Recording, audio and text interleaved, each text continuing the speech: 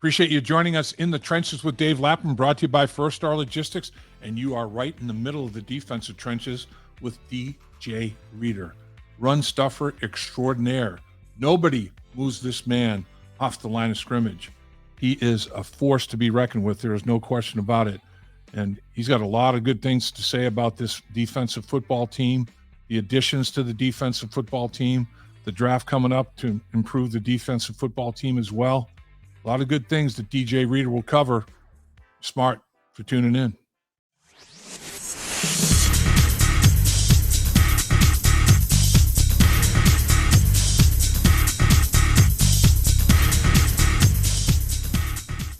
Thanks for being a part of In the Trenches once again. Brought to you by First Star Logistics, as always, in our outstanding studios at First Star Logistics. And do we have a guest that is special? And he's a multiple appearance guest. We do love this man, DJ Reader. It all starts up front, and it all starts right in the middle, right over the football. We spoke with Ted Karras earlier in the week, and now we're catching up with DJ Reader. So you two guys go work against each other quite a bit at training camp, and it all starts right over that football. First and foremost, thanks for carving time for us, DJ. Oh, no, thank y'all for having me, man. You know, I always got time for y'all. It's no problem. So, the Cincinnati Bengals had another great season. Didn't quite end with that Super Bowl victory you're looking for, but had a nice run. How do you handle the offseason? Do you decompress right away? Do you travel? Do you do you kind of reflect back on the season, both as a team and individually, and then decompress? Or how do you go about your off-season ritual? I think it's only human, you know, to reflect on how, especially when you come as close as we come. I think it's only human you reflect on the season and how it went. And, but then you just try to decompress, you know, spend time with family, go love on your loved ones. It was a long, grueling season. You really realize like how much you haven't seen your family or how much you haven't spent time to be there with the people that you truly, truly care about. And I think that's big for me, you know, traveling with them, hanging out with them, seeing them, and really being able to get loved on by them, and, you know, also just be able to be there and be in their lives and just be around, be present for the time being. Because, you know, you always have to, there's always something. You got to start back working out. You got to do this stuff. It's precious to take that time and be present and really just hang out with your family members and people who really matter, you know, people who are there that whole season and really just sticking it out with you. So I try to do that at the beginning. Then I get back in the training. We try to just kind of slowly get it going. I can't take too much time off because I'll blow up. I'm not one of those guys that struggles to keep weight on. It's no problem for me. So I can't get too far out there. I hear you. I hear that. So when you did reflect on the season and on your performance during the course of the season, what was your biggest takeaway? I feel like, you know, as a team, we did well. We killed it. We can't ask for much more besides winning the whole thing. You know, we've gotten the 2 AFC championships, and, you know, we've lost to a team last year that's not gotten to 5. So I feel like we're right in that fight and feel really confident about who we are as a squad. Individually, I think, you know, for me, it's just getting hurt last year really kind of put a hole in the season for me, you know, missing those games, missing 7 games. I felt like I was really rolling at the beginning. So I think for me, the biggest thing was just going to this offseason, feeling healthy. I was blessed and happy that I was feeling healthy. Nothing had to be checked out, anything going on. But just being able to understand, you know, just working myself to get in better shape, understanding what's going on, and not really taking it for granted on losing those amount of games and just not being there for the team, for the squad, for everything. This football team has really done good things in free agency in the early stages of the offseason, then during the draft, and then the second free agency period, you know, after the draft, right before training camp. It's made major moves in all 3 of those areas, you know, over the last couple of years. I don't expect this year to be any different. And really, it got off to a good start in terms of free agency on both sides of football, but defensively, you know, signing Nick Scott at safety, Sidney Johnson at corner, Basham as a edge rush guy. and then re-signing a couple of veteran players. Pratt at linebacker was a big signing, and Mike Thomas is a veteran presence that is always good to have on a football team. There's no question about that. And getting him inked again, so the team has done a good job in terms of putting pieces together and making sure there's no glaring weaknesses going into the draft. And now you can see how the draft unfolds, basically. Yeah, I mean, they're doing a great job of putting together some guys, and especially on the defensive side, I think, we had some holes, and being able to get GP back, which is a product of our own, is huge. And then having Mike back, and then, just some holes that we were missing. Excited to see what the young guys do, and I know they'll continue to pick and look at players and keep looking. I know that's just like something they do as a team very well. And then the offensive side of honestly just got one of the better O-line. Just in terms of starters, depths, I don't know how things will shake out all the way, but just everything all included. When you look over there, even the young guys, they're in year 3 now. They're not young. They're not 1 and 2 year old guys now. They're in year 3. They've gotten older, so it's a good looking room when you look at it aesthetically, and just knowing a lot of the guys in the room's history. Cody's played a lot of ball. You got Orlando there. You got Lael coming back. You got a bunch of guys, and then you got the 3 guys in the middle that are already there. You got Jackson with another year. You got Deontay. All those guys just growing up. So I'm interested to see what goes on in that room. It's really exciting to see. Really, the name of this podcast is In the Trenches, and part of the reason is because that's where I played. I toiled in the trenches like yourself, and I am a firm believer that you got to be competitive in the trenches, man. There's no two ways about it. And I look at what the Bengals have up front, offensively and defensively, and man, it can compete with anybody, anytime, any place. Yeah, for sure. I think that's it. I think that's the thing. If people look at it as a weakness for us last year, I think it's going to definitely be looked at as a first strength on us this year. Those guys with another year under their belt together, Joe with them, adding Orlando, a big piece out there, left tackle, and then, just all the guys that potentially could come back, and just be around, and just everybody you have in that room. I think when you look at that room, you don't see too many holes. You see a competitive roster right there with a lot of guys who played a good amount of ball now.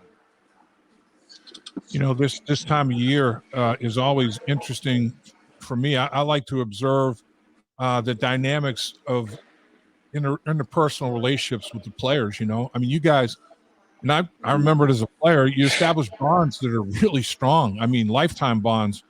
You guys too. I mean, everybody comes back together, hasn't seen each other for a while. Man, it's like, it's like a huge reunion. There's a lot of energy, a lot of emotion, a lot of good feeling in that locker room. Everybody getting back at it and back to work, doing the thing that they love. This football team has a good chemistry, a good camaraderie, doesn't it? Yeah, it's not awkward. It's super organic. Everybody knows each other. We know everybody's personality. I mean, I watch guys on Monday didn't even come in, like, put their stuff down, just went and immediately got on the ping pong table. It's just like guys know who each other are, and so we see each other and we talk to each other so often. It's one of those things. Everybody's still active in all the group chats throughout the off season, so everybody's messing around. Guys try to keep it close. We keep it light. And just know that we all work hard. We're young, we're competitive. Everybody works very, very hard. So we don't got to keep it too strict and heavy as a team. It's going to happen. Like it'll show. Guys are going to be on you, but we keep it pretty light. But the guys who are leaders on the team make sure that everything's taken care of. So it's a really, really balanced locker room. It's interesting too that the core of the defense and the core of the football team is pretty much intact. And there's some continuity there, and with continuity's consistency, and it's with the coaching staff too on both sides of the football. I mean, you guys have been together for a while now, so you do have new pieces, and you have to bring them up to speed. So you have to go back to square one. But how big is it to know, man? We know exactly. We have a tremendous idea of what the coach's expectations are of us and what we have to do to deliver. I mean, that's a big deal, isn't it? Yeah, you always got to start over. But like you said, it's known, it's what expected. So when you have somebody come in and everybody already is on one accord, it's easier for all of them to tell him or teach them what the rhythm or how we do things and what the cadence and what the lingo is that we use, scheme, everything about that. If it's only one or two guys that know how it's supposed to be done, and then you got him trying to teach the rest of everybody else, it's a lot harder. I think it makes it easier for our team knowing that you got multiple guys who've been here, they understand, they know what's going on, they get what the coaches want. So when one or two or even three guys come in, it's easy for us to spread that knowledge to them because all of us know what's wanted. And, that's it. It's just a lot of guys just being around, they're working hard, so they're still here. They still here grinding, scratching and clawing for the opportunity, man. And, that just tells you just how competitive we are as a team. Lose a couple of leaders on the back end in terms of Von Bell and Jesse Bates, but you got guys that are really good football players that are looking for a chance to prove their worth. But you're a tremendous leader on this football team, not just on the defensive side of the football team, but the football team in general. In your mind, what does it take to be a leader? I mean, what's your definition of being a leader? Is it organic or is it something you really work at? What is it, DJ? I think it's a little bit of both, but I think it should be genuine. I think it should be unique to you. I think it's something that you practice on. You lead by example by just showing everybody, the way you would do things. And that's something that's organically built, whether they're going to follow you or not. I don't think that's something that you can force, but doing the right things and being about the right things and being positive and doing things the way they're supposed to be done, I don't think it's hard for someone not to follow that. So that's the way I think about it. You're doing things and handling business the way it's supposed to be done. You're speaking up when things are supposed to be said. You're making sure your position of what you do as a player is done right. I think that's where leadership comes in. That's when everybody starts to look at you like, look at that guy. He's consistent. He's there every day. He's doing the same thing. He's going about it the right way. And that's where leadership comes from. And then it's unique to you, whether you're going to be a rah-rah guy, whether that's you're a motivation guy, whether that's anything. I think that all is your style or preference of leadership or what you want to do or motivation. But the true leadership comes from the work you put in and how you go about it. It's about being consistent. You got to be a follower before you can lead. Like you got to follow a great leader. I learned from some great guys on how to lead, on how to work, how to be a professional, which is what made me so consistent as a player and what's making me, really grind and want this. I'm going to be consistent every day. I'm going to work my best at it, which in terms of the guys they recognize, everybody sees it. So, it's easy to lead them because, they know I'm about the right things and they know, I really care for them. I genuinely care and want them to do well and want to see them do the right thing. From a situational football standpoint, there's third down, there's red zone, there's goal line, there's having the team backed up and keeping them a 3 and out to have good field position, whatever the case may be, all the different situational things that you work on. Where and I know last year doesn't mean a hill of beans for this year. I mean, there's no carryover. It's it's a fresh start. I understand all that, but when you reflect back, where do you think you excelled last year defensively, and where do you think the most improvement needed to be made? I think we're super opportunistic as a defense. When we got a team like backed up, I think we do a great job of keeping them backed up. Teams don't usually go long drives on us, and I think we do a good job of backed up in the red zone. I think any other time we're bend but don't break, but we're opportunistic. We try to shut down one part of your game and make you do another, make you do that one thing. If that's what you're gonna do, we're gonna make you do it all game. Like, you know what I'm saying? And so I think in the red zone, we're really good. I think we do a great job of mixing things up. Lou does a great job with the back end guys in the red zone. I think that's super important. I think up front, we understand what rushes and things that work in the red zone. You got, like you said, we got to go back out there and prove it again. But I think we understand that, we can't slot past the quarterback in the red zone. That's a big thing. I think it's preaching us and it's pounding our head by hobby to understand that part of it. So I think guys are just disciplined and they get it. And like I said, I just feel like we're opportunistic and we got a bunch of guys out there who want to make a play. So that's huge when you're in those parts of the field. When you're backed up and everybody's eager to make a play, when you're in the red zone, everybody's eager to make a play. Those are huge parts of possession. So there are different phases of the off-season program. Some are voluntary, some are mandatory. You get good turnout no matter what, whether it's voluntary or not. What are some of the goals that you have individually and that the team might have, do you think, in these various phases? What are you trying to get accomplished?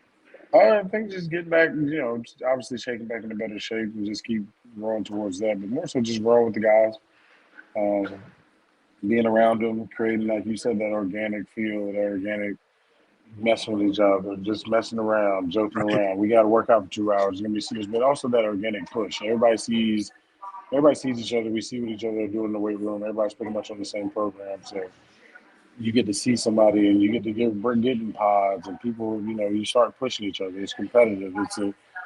It's fun. It's building that type of environment leading up into what mini camp and then what training camp will be. Hey, Dave Lapham here to tell you about one of Cincinnati's fastest growing companies, First Star Logistics. They're currently drafting freight brokers to join their sales team. Apply at firststarlogistics.com. First Star Logistics, opportunity knocking. How about you individually, personally? Where are you physically? Are you happy with where you are? Are you hitting numbers that you'd like to hit and goals you'd like to hit at this stage? I Yeah, know. man, I'm still growing, and there's hella room for opportunity, man. So I'm excited about what's to come. I feel good. Like I said, I was blessed to go into this offseason feeling really, really healthy, and so healthier than I felt probably last offseason. Just coming off that first year. To me, this year I felt great. So it was awesome, just to have that, not even be bruised up any. So it was a really fun year, and I'm excited. Well, I'll tell you that as we've talked about in the past, the AFC North, it's like, man, you better anchor the shoulder pads, make sure they're secured and tight, and buckle that chin strap up pretty tight because it's physical, isn't it? Oh, it's a physical division, man. It's super physical, and I like being a part of that physicality. I can't say that I don't. I enjoy it. Yeah. I enjoy when people come play us. I know they're gonna get beat up on. If somebody's got us the week before, I like watching the game, or anybody in our division. Honestly, I like watching the game because I know what happened. I play us twice a year, so I know what's going on to me. So I love to watch when other teams from our division go up there and play guys just because I know what's going to happen. So it's a fun division to play in, man. I wouldn't trade it for the world, honestly. And then come fall and winter time, it gets real, real icy out here in this division. Yeah. It's real, real icy, and that's where you really see what comes out in this part of football, and I enjoy that. Paycor Stadium has become a destination. I mean, it's a tough place for teams to come and play, and you've been part of that process of really turning that around, and part of that building of, man, this place, Paycor, man, it's no joke in here. What's that been like for you? Oh man, it's been awesome, man. Just to see it really transition because at the beginning I was like everybody else in the league. I'm like, Cincinnati, man, And now to be here and be a part of a change, to stand for something, to really be a part of something, and see the joy and it's a blessing to me. You see the true, genuine joy in the fans and everybody's face when you're around the city and just being around, seeing these people, these blue collar people, just be so happy and so proud of what we do. It means a lot to me. You don't really like. If you're a player at the beginning, you don't really know what really means much to you. And then you start to see change, and you really start to see how it affects people and the people around you. And the people who you do it for. I mean, I love they're out there at our games. I need that momentum. I need them to be loud to a crowd gets a false start. It turns me up. It helps me out as a player. So just to see their support and their turnaround of how they responded to us winning, I'm thankful for the Cincinnati fans for real and just the people being around. What does it mean to you? You were the first big free agent signing that was triggered the turnaround. What does it mean to you that the vision that was imparted to you has happened? I mean, how great is it for you to have lived the dream, basically? I mean, it's like it's blessing through a lot of prayer and just trust. I think it's been organic. What we talked about when I was coming here, talking with Duke and the Browns and Steven and all those guys, what we talked about that's what it was, and it's been that. Zach has stayed true to everything he said. Lou stayed true to everything he said he was going to do. So I really can't complain, man. I got no complaints.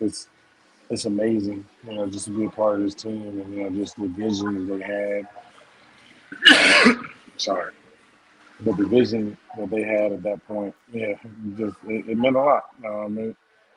And just for them to reach out to me and for me to be a part of it, because coming from a place and they didn't sign you, it kind of feels like they didn't want you. And somebody being like, yo, I want you to be a part of this vision, it means a lot. And for that vision to come true is huge. It is, man, and you've played at such a high level for the Cincinnati Bengals. There's no two ways about it. And when your teammates know, that's the thing, is you looked at the guy next to you in the huddle and you get that feeling, I know I can count on this guy. I know I can count on that guy. And there's nothing better then. I mean, that's when things are going the way you want them to go. There's no doubt about that. 100%. You got to hold yourself that high of a standard. And that's what I do as a player. And like we talked about with leadership, that's why I hold myself there, because I want them to hold themselves there. And I can't look at them and ask them to do it if I don't do it. So, that's huge, because I want them to know that they can trust me. And I got full trust in them, because I feel like they're the same person, that they're a product of me. So I got 100% trust in that they're going to do it right. Yeah, sometimes a huge motivator is, I don't want to be the one to mess this up, man. Yeah. I don't want to be the one. I got to make sure I do my thing and I do it right. I do my job. Exactly. Yeah. I do my job. I do it right, and I do what I'm supposed to do. Yeah, absolutely. DJ, you've done that and more. And Cincinnati Bengals are very fortunate to have you part of their football team, and you've made an impact on the community. You're a heck of a football player, and even more impressive than that, a heck of a man, heck of a human being. We appreciate you carving time like you always have for us. You are the best. Yes, sir. Appreciate you. Also, I got my gala coming up. May 20th in Greensboro, North Carolina. If you can't make it, I'm trying to just improve the communities around here. We're doing, similar to what Sam's doing, the hovers covers. We just added some more schools, man. We're doing it here and back in North Carolina. May 20th, the gala. You go to my Instagram page, you click on the link at DJ Reed, you'll see asnf.org. You'll see the link on my Instagram page. Just, go donate if you can't, $5, anything, a couple bucks. If you want to come down, you want to get a ticket and want to come check us out and just come vibe with us and hear our message and what we got to say, that'd be grateful. We'd be grateful for that too. So I just wanted to get that message out there. Again, not only a football player, but improving the community. That's DJ Leader in a nutshell right there. You're the best. Yeah. Appreciate you. Have the best day you ever had, man. No problem, man. Appreciate you. Dave Lapham here, and every day I am grateful for my experience to have played professional football. As a player, I realize self-motivation, leadership, and appreciating your teammates are key. At First Star Logistics, you can use those same attributes to create the life you want for you and your family. Build your future by working hard like I did. You'll see results both on and off the field. Call First Star Logistics today and be part of our winning team. Opportunity knocking.